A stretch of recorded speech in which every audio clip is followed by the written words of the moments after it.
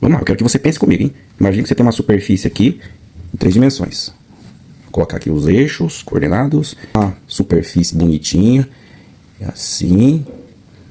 E aí, vamos supor que você queira calcular exatamente esse ponto aqui, ó, o ponto que a gente chama de ponto de máximo, né? Onde a função assume o maior valor aqui, ó, no eixo Z.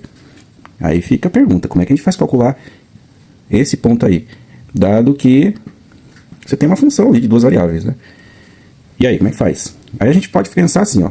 Eu sei calcular o plano tangente em qualquer ponto que você pensar aqui.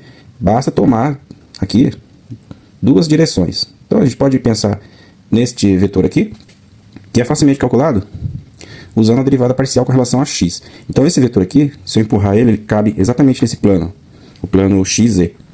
Então esta derivada aqui, derivada de f com relação a x, mede exatamente o ângulo desta reta, o ângulo que ela faz com relação ao eixo x. Então se este ângulo for zero, você tem uma coisa paralela assim.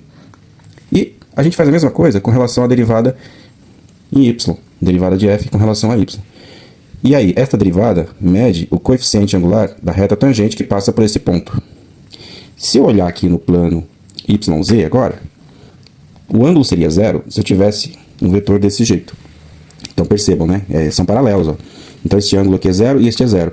Então, para mim ter quando eu tenho coeficientes angulares iguais a zero, isso quer dizer que as derivadas parciais, respectivamente, são zero.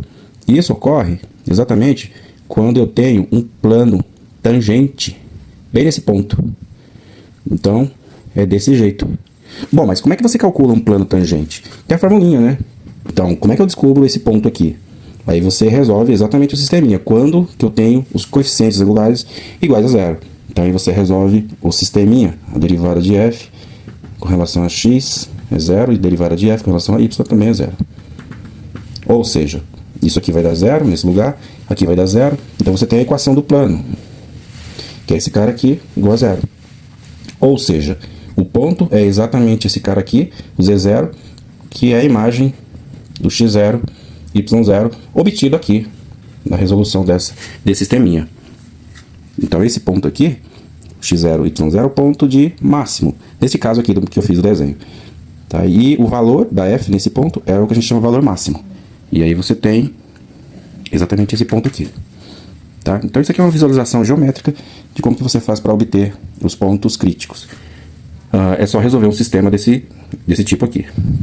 A priori, quando você resolve esse sistema, você não sabe se o ponto é de mínimo ou de máximo. E aí tem o teste da derivada segunda. Né? O teste da derivada segunda, que aí eu vou passar no outro vídeo. Beleza? Então é isso.